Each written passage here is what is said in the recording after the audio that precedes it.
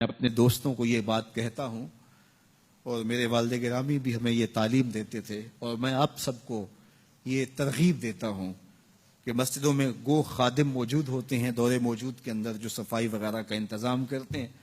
ہم جو تنخواہ دیتے ہیں ظاہر ہے وہ بھی ہمارا حصہ تو پڑ ہی جاتا ہے، لیکن کبھی کبھی اپنے بچوں کو ساتھ لے کے، اپنے دوستوں کو ساتھ لے کے تو مسجدوں کی صفائی ضرور کیا کرو.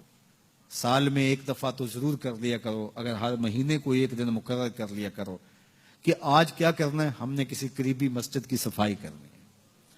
مسجد کی صفائی کرنے والے کا دل صاف ہوتا ہے اور اس کو تکبر سے نجات نصیب ہو جاتی ہے. تو اللہ کے پاکیزہ گھروں کے ساتھ وابستگی، دل بستگی تعلق کے خاطر اور اس کی آبادی کے لیے کوشاں ہونا، لوگوں کو دعوت دینا کہ آؤ مسجد کی طرف چلیں، مسجد کی طرف چلیں، لوگوں کو نماز جمعہ کی دعوت دینا، لوگوں کو نمازوں کی دعوت دینا، مسجد میں بیٹھنے کی ترغیب دینا، یہ ایمان والوں کی علامت ہے اور یہ خوش نصیب لوگوں کا مقصوم ہے کہ وہ مسجد کی آبادی کے لیے کوشاں ہو جاتے ہیں اور آنے والوں کو خوش آمدید کہتے ہیں. مسجد کا امام ہو، مسجد کا خطیب ہو، منتظمہ کمیٹی ہو مسجد کی، یا انتظامیہ ہو یا خادمین مسجد ہو، ان کو یہ چاہیے کہ آنے والوں کو ویلکم کریں، آنے والوں کو تکریم دیں، عزت سے بٹھائیں، ان کی سہولیات ممکنہ حد تک اس کے لیے کوشش کریں تاکہ جو ہے وہ آنے والے آسودہ ہوں. بعض لوگ کہتے ہیں لوگ نخرے کرتے ہیں ہم لاڈ دیکھیں.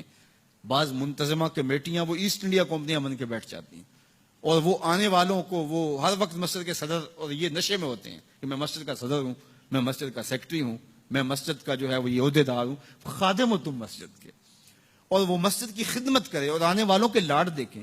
آپ دکان کرتے ہیں تو لاکھ کے لاڈ دیکھتے ہیں کہ نہیں دیکھتے؟ آپ فیکٹری چلاتے ہیں تو مزدوروں تک کے لاڈ دیکھتے ہیں کہ نہیں؟ جی میں نے اپنا کام چلانا ہے. تو آؤ نا ذرا مسجد کے نمازیوں کے بھی لاڈ دیکھو، تمہارا رب تمہارے پہ خوش ہوگا کہ یہ ان کے لاڈ دیکھتا ہے، ان کے ساتھ محبت کرتا ہے.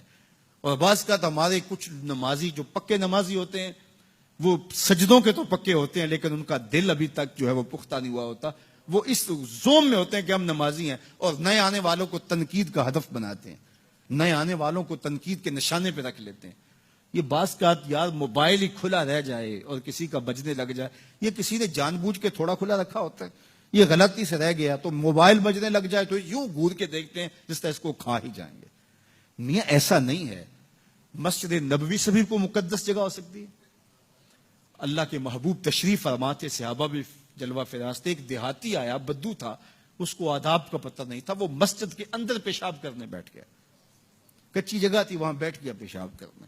صحابہ مارنے کے لیے دوڑے، فرمایا رک جاؤ. اب بیٹھ گیا تو اس کو کر لینے دو، بعد میں پانی بہا دینا. جب اس نے پیشاب کر لیا تو آقا کریم سے بلایا، ان کو کہا آپ پانی بہا دیں. اس کو کہا یہ مسجدیں ہیں، یہ ذکر فکر اور تلاوت کلام مجید کے لیے بنائی گئی ہیں، یہ بول و براز کے لیے نہیں بنائی گئی. اس کو یہ کہہ کے اس کی بھی تصحیح فرما دی اور دوسری جانب جو ہے وہ صحابہ کو کہا اب بیٹھ گیا تو اب جو ہے وہ اس کو کر لینے دو.